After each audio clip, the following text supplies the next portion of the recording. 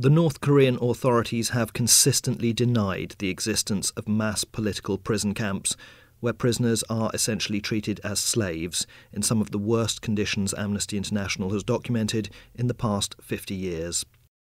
A comparison of the latest images with those from 2001 shows significant increases in construction, agriculture and mining within the camps. The government is denying that this camp exists. We know this camp exists. We know where it exists. The fact that we would have to rely on satellite imagery just to dispel the government's assertions that these camps don't exist is testament really to the scale of the human travesty that might be going on inside. We understand that there are at least 6 political prisoner camps, and these are vast areas. You know, these are huge areas, and that there's we think a total population of around 200,000 people.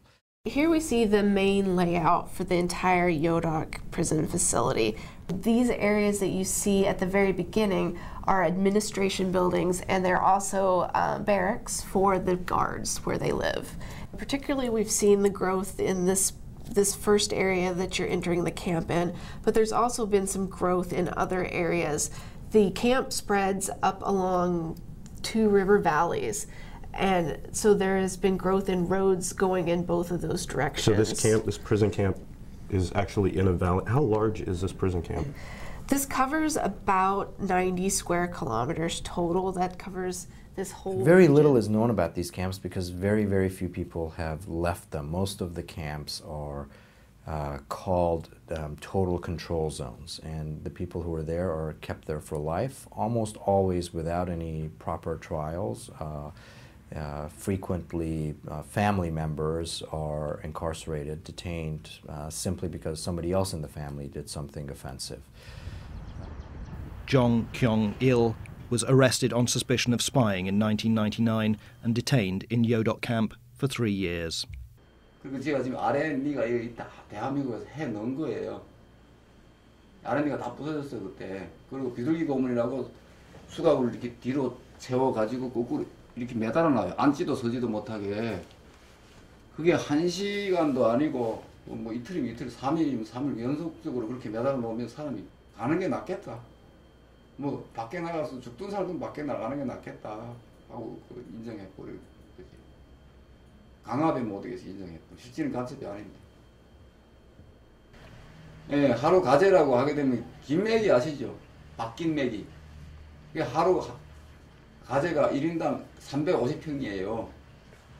350평으로 매야만이 밥을 다 주지. 만약 350평이 절반밖에 못 맺잖아요.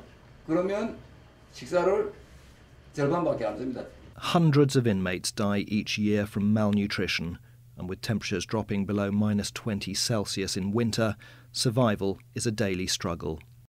The information that Amnesty International has received has shocked even an organization that for the last 50 years has dedicated itself to dealing with political prisoners. We have to look again and say, is that really possibly true that conditions can be this bad?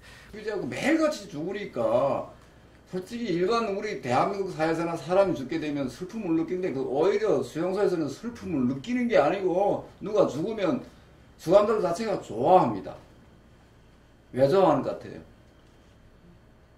그 죽은 사람을 가재가 묻으면 밥 한 그릇 더 주거든요. Public executions are common in the camps and have also recently increased generally across the country. This is believed to be part of a further crackdown before leader Kim Jong-il makes way for his 3rd son, Kim Jong-un.